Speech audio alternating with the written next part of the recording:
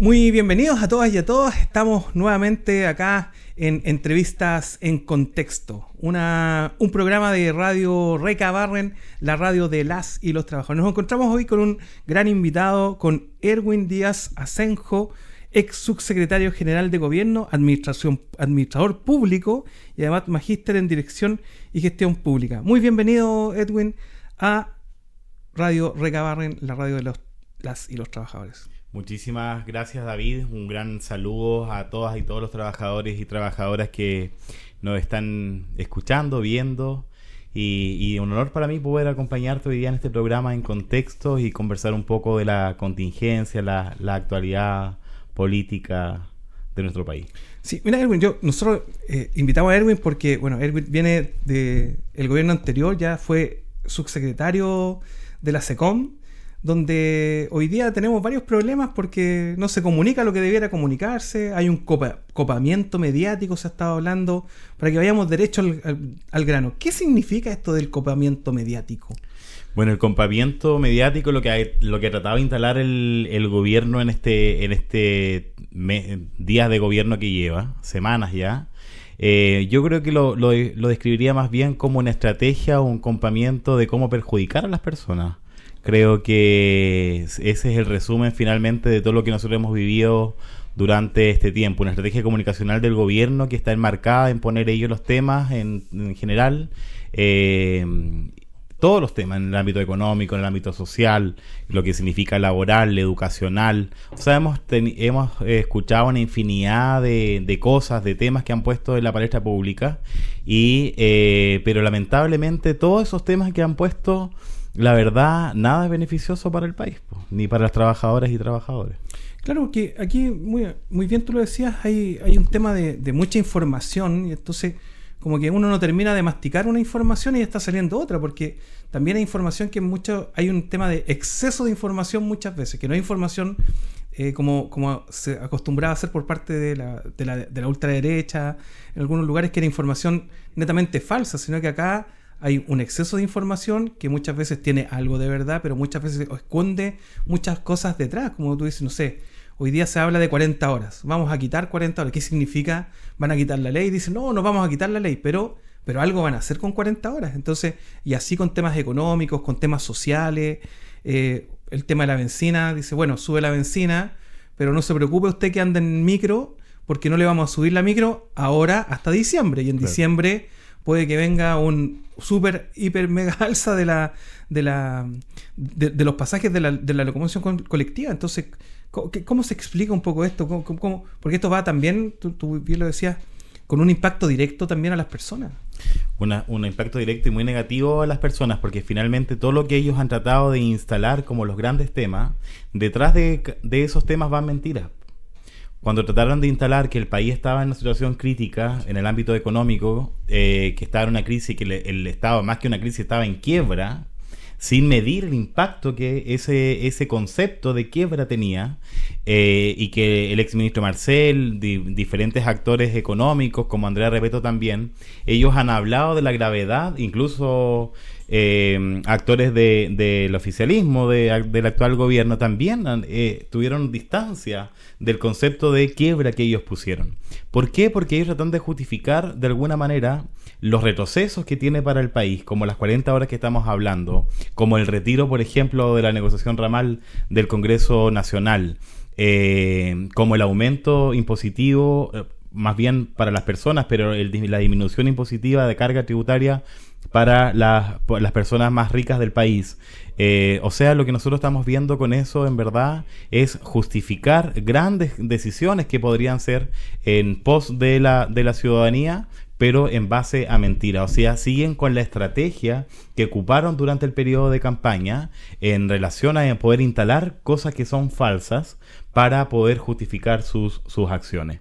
Porque el Estado en quiebra es una noticia falsa, claro, pero ellos la justificaron incluso con una caja fiscal, como le dijeron que estaba en déficit, la del mes de diciembre, cuando la caja fiscal estaba de más de 1.000 millones en el mes de enero y más de 3.000 millones en el mes de febrero. Entonces ahí se cae la tesis que ellos plantean, pero instalaron el tema, justificaron y además decidieron también acciones que van en contra de las personas, por ejemplo, con el aumento significativo en el precio de los combustibles que nosotros hemos visto durante los últimos días y cuánto afecta, porque no es solamente que le suban el combustible a la persona que maneja un auto, no. O sea, es el aumento del pan, el aumento de las frutas, el aumento de las verduras en periodos tan complejos para el país. El Banco Central ya ha anunciado en que la inflación que venía a la baja, porque cuando el gobierno del presidente Boric asumió como gobierno el año 2022, la inflación iba al alza, estaba en un 14%. Claro. Y se logró estabilizar y entregar el gobierno con una inflación a la baja y con un crecimiento positivo. Con ajuste fiscal entre medio también, pero que el ajuste fiscal fue aplicado básicamente a algunas medidas, pero no aplicado directamente hoy día a la gente, a traspasarle el costo de esto de las bencinas a la gente, porque el Estado no deja de recaudar, el impuesto específico sigue presente a mayor costo, mayor recaudación. Entonces esto se ha estado traspasando hacia las personas y no directamente el rol que tiene que tener un Estado, que es un Estado protector. Exactamente, o sea, lo que nosotros hemos visto hoy día es que el aumento que tuvo, o sea, el ajuste fiscal que se hizo el año 2022, que fue sobre el 20%, pues un 23%, si no mal recuerdo, eso además también acompañó en que estamos en un contexto de guerra y que por lo tanto los combustibles iban al alza, pero el Estado, a pesar del ajuste, igual inyectó recursos para que ese aumento de los combustibles no tenga un impacto tan significativo en las personas, situación contraria a lo que ocurrió hoy día, porque incluso el barril de petróleo hoy día está más bajo de lo que costaba el año 2022. Sí. O sea, las condiciones son totalmente distintas, en verdad, para justificar un alza tan grande como este y el impacto que tiene en este Estado, que un Estado protector, que es lo que nosotros siempre hemos trabajado para poder construir condiciones más dignas para las personas, para los trabajadores y trabajadores. Y, por ejemplo, uno ve los municipios, yo estoy trabajando en un municipio actualmente, y el impacto que eso tiene también es gigante, para movilizar los vehículos de seguridad, para movilizar los camiones de basura, para movilizar todo el aparato municipal, en el caso del municipio, pero también del gobierno o de las atenciones de salud. Eso también tiene un aumento significativo que no está en la proyección de presupuesto que se hizo durante en la elaboración del presupuesto anteriormente, porque eran las condiciones distintas a cómo estaban, y hoy día lo que hemos visto, además de eso, es que a los servicios les recortó presupuesto. Claro, o sea, hay un 3% de recorte presupuestario. Bueno, de hecho, hoy día teníamos una conferencia de prensa acá en la CUT con la gente de la salud que decía, claro, efectivamente, el impacto llega efectivamente a los servicios, pero esto se transforma en menores atenciones de salud, la calidad de los remedios o de los medicamentos ya no va a ser la misma. Entonces, el transporte, el poder ir a ver hoy día a una persona ya va a tener un costo adicional, que todo eso impacta en algún tipo de presupuesto. Pero claro, aumentamos los costos hoy día a las personas, pero también el ministro hace estos anuncios de rebaja de impuestos para las grandes empresas, cerca de un 4% de rebaja de impuestos. Claro, 27 a 23. El Estado deja de recaudar. ¿Cómo se explica eso? El Estado deja de recaudar, pero a la vez dice que necesita más recursos. ¿Cómo explicamos eso a la ciudadanía? Esa es la contradicción de este gobierno. Porque efectivamente, mire, el año 2025, en el análisis tributario del periodo anterior, el último trimestre una baja considerable de los ingresos al Estado, lo que se produjo un desajuste, ¿no?, en lo que el Estado pudo recaudar ese tiempo, y por tanto ahí hubo un problema. Que la derecha bombardeó al gobierno de que se hicieron mal los cálculos, que las cuentas al gobierno anterior que eran ineficientes, y un montón de epítetos, de verdad, que no vale la pena mencionar cada uno de ellos, pero salieron con bombos y platillos a pegarle al Ejecutivo en ese momento. Entonces hoy día, los mismos que dejaron de pagar impuestos el año pasado en el último trimestre, porque las mismas personas que hoy día el gobierno del presidente Kast busca reducir los impuestos, del 27 al 23% a los más ricos, son los mismos que el año pasado no pagaron impuestos a través de las rentabilidades de sus empresas, de las grandes empresas. Entonces ahí hay una contradicción que es notable, porque efectivamente, como tú dices, David, por un lado se dice que el Estado está en crisis, que no tiene presupuesto, que tienen que reducir presupuesto, pero sin embargo no dicen cómo van a poder compensar lo que ellos quieren reducir a los más ricos, que es de un 27 a un 23%. Eso hasta ahora nadie sabe cómo lo van a compensar. Nadie sabe cómo van a compensar el 3% que ellos ya redujeron al fisco. Nadie sabe cómo finalmente van a poder equilibrar la reducción que ellos quieren, porque ellos proyectaron en 18 meses disminuir el gasto en 6.000 millones de dólares. Entonces, eso hasta hoy día, aparte de todo lo que han dicho, nadie sabe. Entonces, con esta estrategia lo que hacen es simplemente engañar a las personas, engañar con cuestiones que no tienen asidero en la realidad, que los mismos economistas de ellos dicen que no tienen. Perdón, me emocioné tanto que se me cayó el micrófono. Que no tiene asidero en la realidad. Entonces ahí hay un problema gigante y que el gobierno no ha sabido explicar, porque salen distintas vocerías. La ministra vocera señala una cosa, el ministro de Economía después de Hacienda señala otra, sale el ministro del Interior. O sea, aquí no hay una claridad en que las personas lo que necesitan en verdad día a día son certezas de cómo van a vivir mañana, certezas de cómo van a pagar el alimento de sus hijos, de cómo van a pagar el colegio de sus hijos, certeza en cómo va a continuar la gratuidad, porque también han hecho anuncios en torno a cortar, ¿no?, la gratuidad para las mayores de 30 años, pero personas de 30 años que tienen condiciones, la mayoría mujeres, y que ingresan a estudiar porque son las condiciones de su vida que le permiten ingresar a esa edad. Las condiciones materiales, de trabajo, de empleo, y por tanto también de cuidados que muchas mujeres tienen y que ellas ingresan ese tiempo. ¿Y por qué le vamos a coartar una libertad si estamos hablando de algo muy pequeño en realidad a todo lo que significa ese programa, gran programa en verdad, que es la gratuidad? Claro, porque cuando hablamos de estos recortes también apuntan a personas muy, o sea, tú dices, es un margen muy pequeño de gente. Bueno, los que están deudores, hoy día se está hablando del tema de la deuda del CAE, salieron incluso diputados de derecha, muchos diputados de derecha, también dentro de esa lista, diputados de izquierda igual, que es medio impresentable, pero efectivamente, claro, como algo muy, muy mediático, se dice, bueno, vamos a hacer esta medida, que es como muy rimbombante, o sea, la zanja creo que llevan no sé cuántos metros, que a la larga no sabemos cuál va a ser el impacto real en eso. En un momento se dijo que había un contador para que los migrantes se fueran del país. Ya han pasado casi un mes ya y todavía no ha pasado nada. Entonces, claro, hay mucha instalación, hubo mucha instalación.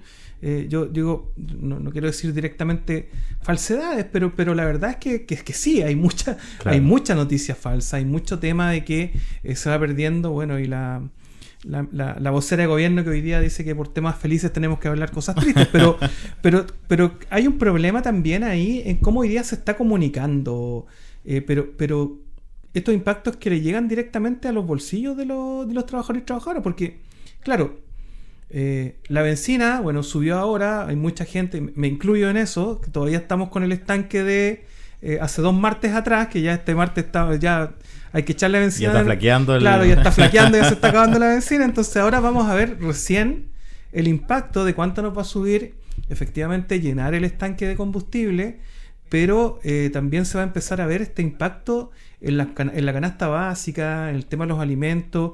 Y hoy día también, bueno, estamos a puertas ya de que debiera negociarse el salario mínimo. Así es. Y con estos costos, claro, hay una instalación de algo, decirte, bueno, estamos en crisis, tenemos que cooperar entre todos, pero parece que los que tenemos que cooperar solamente somos los trabajadores, las trabajadoras, la gente de menores ingresos, que somos los que tenemos que apretarnos el cinturón, pero no se ve un aporte mayor que podríamos decir, oye, no le vamos a bajar los impuestos a las grandes empresas porque necesitamos recaudar más y entre todos podemos tener mejores beneficios, pero aún así se dice, bueno, vamos a dejar de recaudar. ¿Cómo tú ves esto hoy día? ¿Crees que va a haber aumentos en el salario? ¿Crees que hoy día con esta instalación la gente en algún momento va a enojarse o va a tomar alguna reacción? Yo creo que es difícil entregar certezas hoy día respecto del aumento del salario mínimo, si va a ir en el mismo sentido de lo que se venía haciendo, ¿no? Lo que tanto tiempo costó también, un trabajo que la central realizó, negociaciones con el Ejecutivo, etcétera, que nos permitieron llegar a un mejor estadio en cuanto a los ingresos mínimos de los ingresos de los trabajadores y trabajadoras, y que llegamos a cifras históricas de sobre los 536.000 pesos. Sí. Que es lo que hoy día está vigente. 539.000. 539.000. Y claro, o sea, hoy día yo creo que eso no hay ninguna certeza en realidad.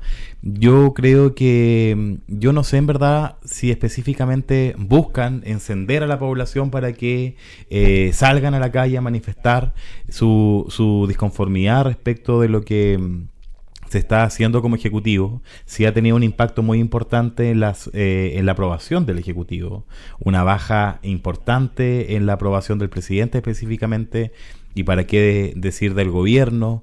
O sea, yo creo que vivimos un proceso de social que está en alerta.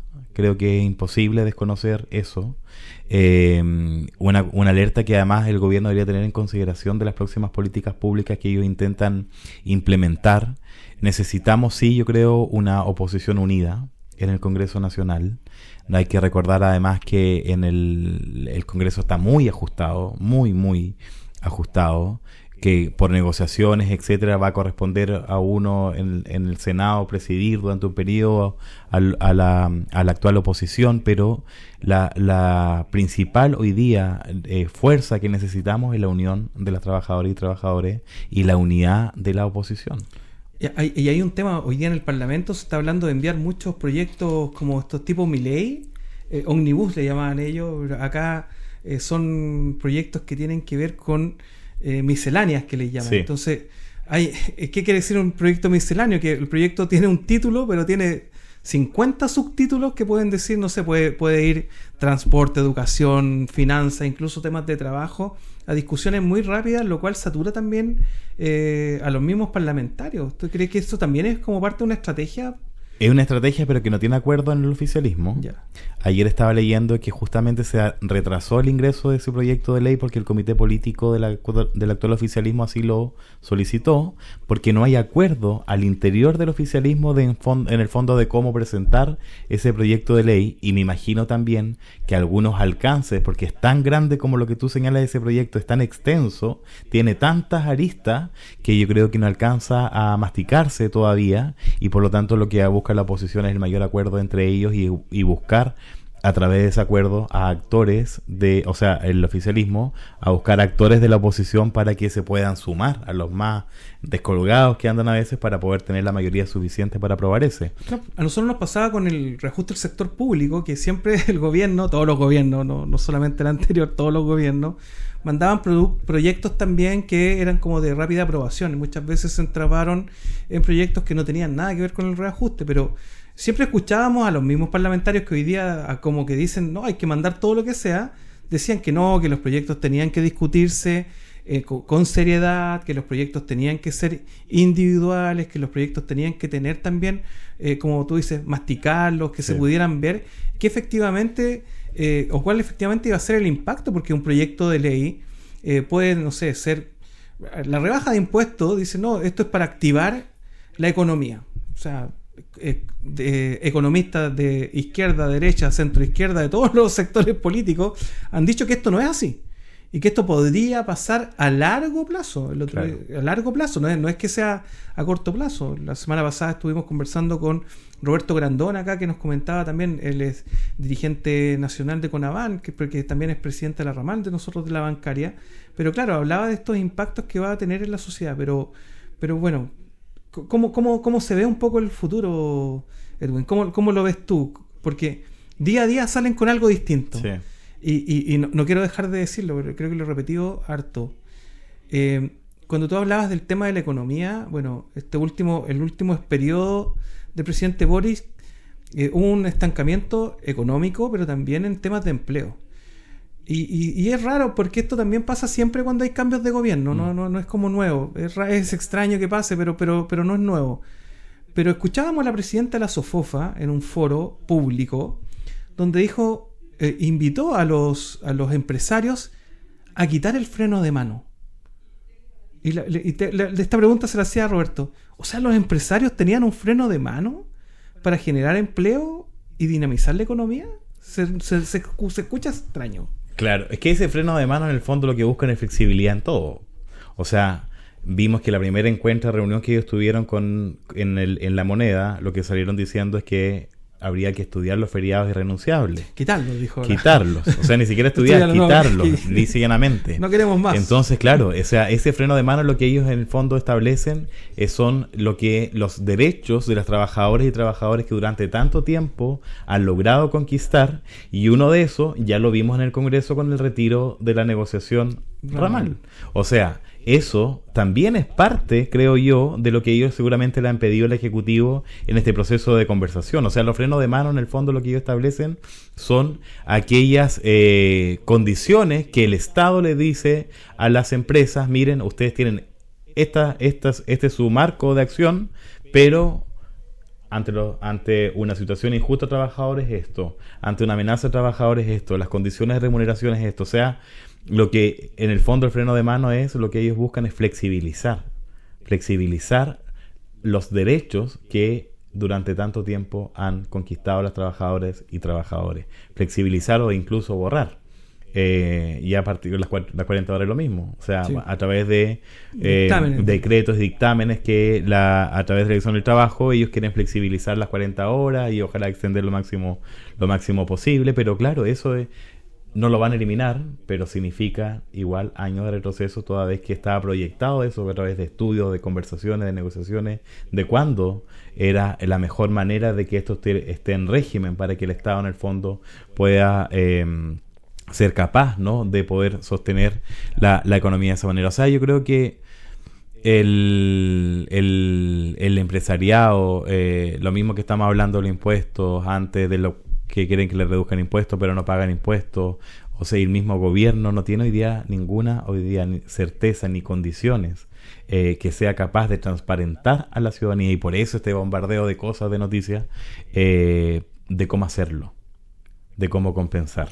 Porque para ellos es más fácil reducir impuestos, quitar beneficios sociales, eliminar programas sociales que atentan a la ciudadanía, que instalar o seguir con programas sociales. Han puesto en cuestión todo. O sea, lo que hablamos de migrantes antes, el exdiputado Saberman, que es el actual director de Migraciones.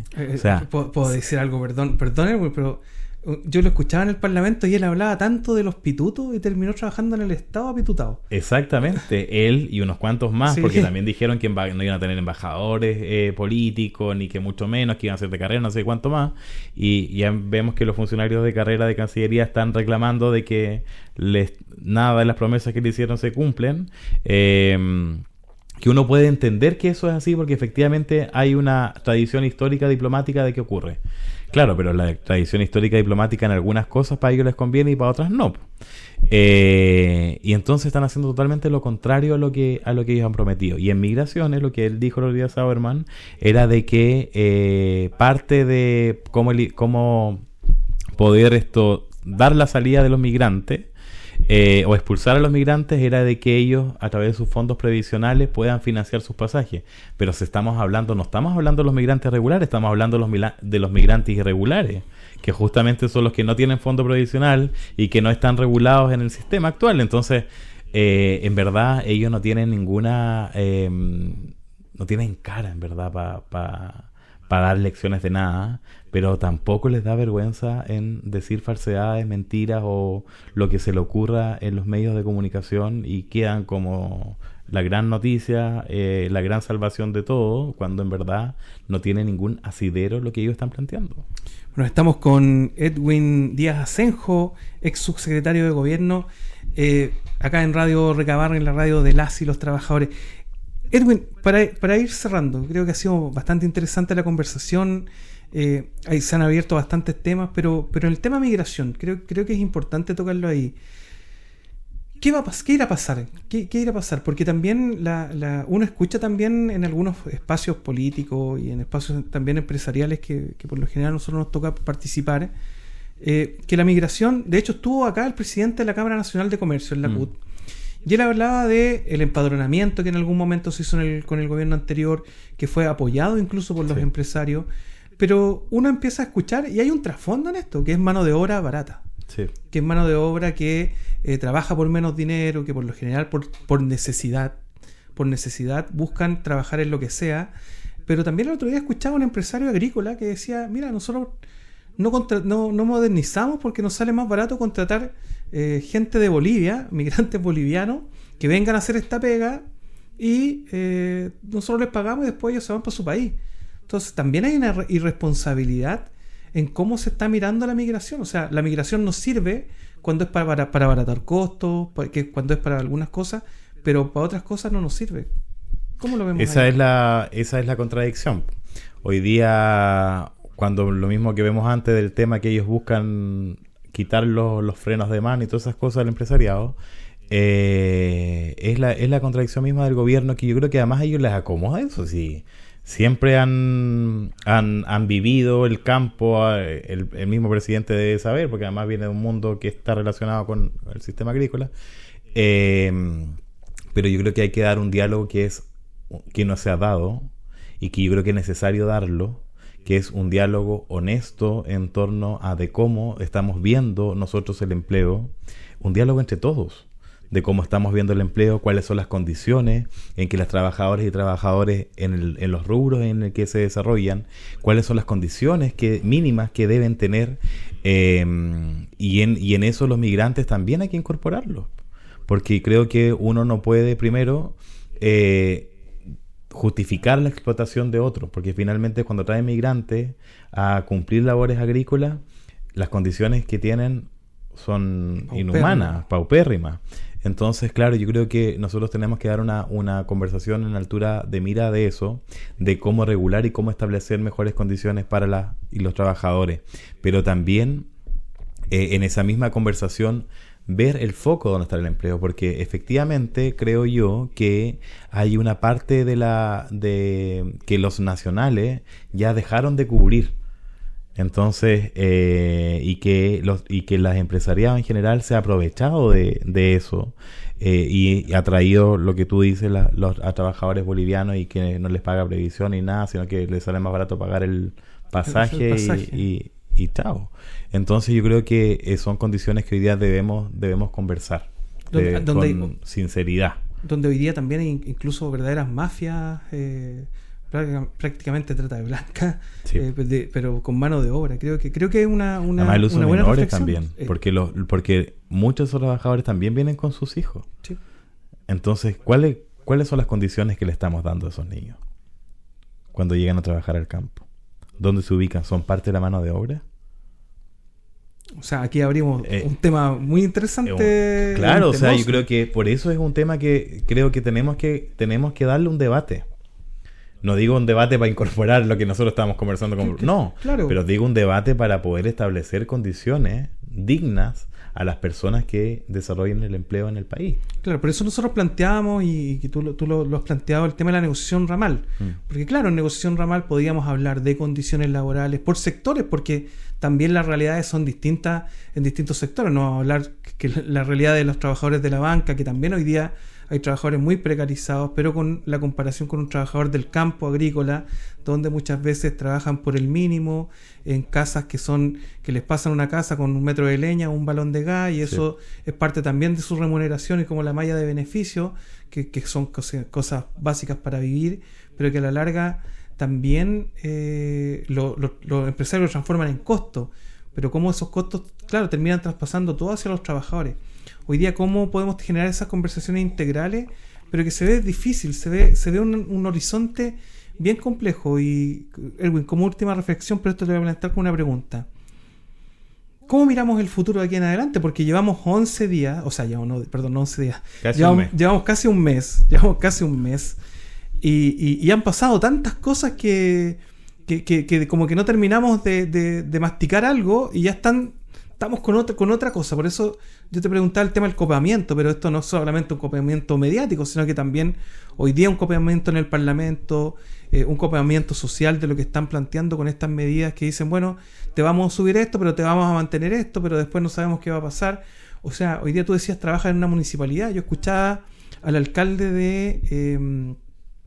de Maipú hoy día, que decía, les pedimos a las personas, y hacía un llamado a los vecinos, les queremos decir que no tenemos idea cómo va a ser el tema de estos gas que se está diciendo que se va a entregar a la gente, sí. Que no tenemos, el gobierno no nos ha dicho cómo, solamente hizo el anuncio y no tenemos el tema operativo, y la gente, claro, necesita, y hay mucha gente que tiene muchas necesidades, dice, bueno, ¿cuándo me dan esto? Y se traspasa el problema al municipio. Sí.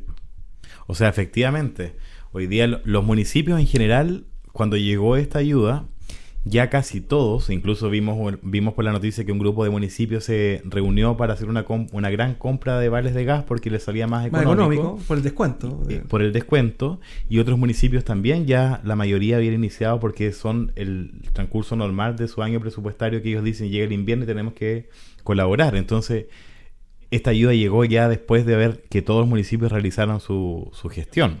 Entonces ahora tienen que ver cómo lo van a poder incorporar a sus presupuestos y cómo se va finalmente a traducir eso en que llegue a las personas.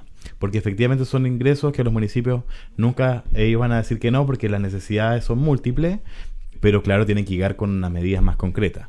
Yo creo que este tipo de cosas también habla de la improvisación, este tipo de medidas, porque cuando uno establece una medida, lo que tiene que decir es este es el apoyo, de esta manera se traduce, y en el fondo no convertirse en un problema, claro, para las instituciones, en este caso para los municipios, sino que una verdadera solución.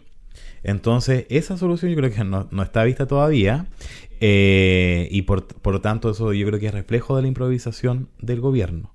El gobierno está improvisando cotidianamente porque con el mismo paquete de medidas que puso al Congreso, con la baja del subsidio para los colectiveros, estamos hablando de 100.000 pesos versus una pérdida gigante que van a tener de recursos.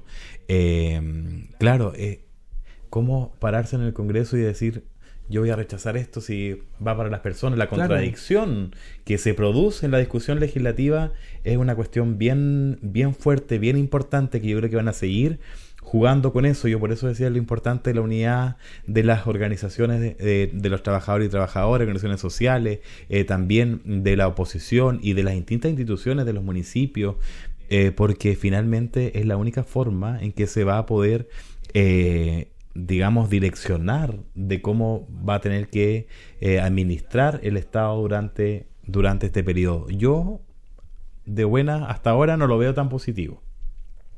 No veo tan positivo, tampoco veo un cambio en la actitud del gobierno. Hasta ahora no ha tenido una modificación en su relato que ha dado públicamente, ni tampoco el retraso de las misceláneas respecto de este paquete de seguridad que quiere plantear en diferentes medidas. Tampoco tiene no es que no estén en contra de eso, sino que ellos van a seguir impulsando eso mismo, pero el camino en que lo van a hacer creo que es el dificultoso. Por lo tanto, creo yo que el escenario en que al menos este año se viene es un escenario en que el gobierno va a seguir actuando ideologizadamente, porque lo que hoy día está haciendo es actuar poniendo su ideología por sobre los intereses de las personas. Entonces le da lo mismo si las personas entienden o no, pero las decisiones de ellos es de carácter totalmente ideológico, donde quieren imponer su mirada económica, donde quieren imponer su mirada social, que es lo que ellos creen, pero sin importarles lo que realmente a las personas les importa y de cuánto le está afectando su vida cotidiana. Estamos hablando que esto afecta a la clase media, afecta a los más humildes, por supuesto, y eso yo creo que no está en consideración en ninguna de las actitudes del gobierno. Muchas gracias, Erwin. Creo que gracias, ha sido una interesantísima conversación. Creo que de aquí se desprenden muchos temas más. De hecho, vamos a invitar a la alcaldesa Quinta Normal, también una líder ahí comunal, para conversar sobre también estos impactos, sobre el tema del gas, pero también cómo impactan hoy día anuncios que ha hecho el gobierno en torno a rebajas de impuestos. Hoy día los impuestos las contribuciones que también ayudan al tema del fondo municipal, donde también eso es bien equitativo, porque bueno, eso lo vamos a conversar vamos a conversar con Karina. Creo que la alcaldesa... la mejor exponente que pueden tener respecto del municipalismo. Así que vamos a hablar. Quiero, agradecerle a todos los que nos están viendo, siguiendo, escuchando también. Los invito a seguir también las redes de Radio Reca Barra, en la radio de las y los trabajadores. Les invito a compartir, a dar me gusta y también a comentar. Muchas gracias a todos y a todas, y muchas gracias por acompañarnos hoy día. Muchísimas gracias, David, y un gran abrazo a todas y todos.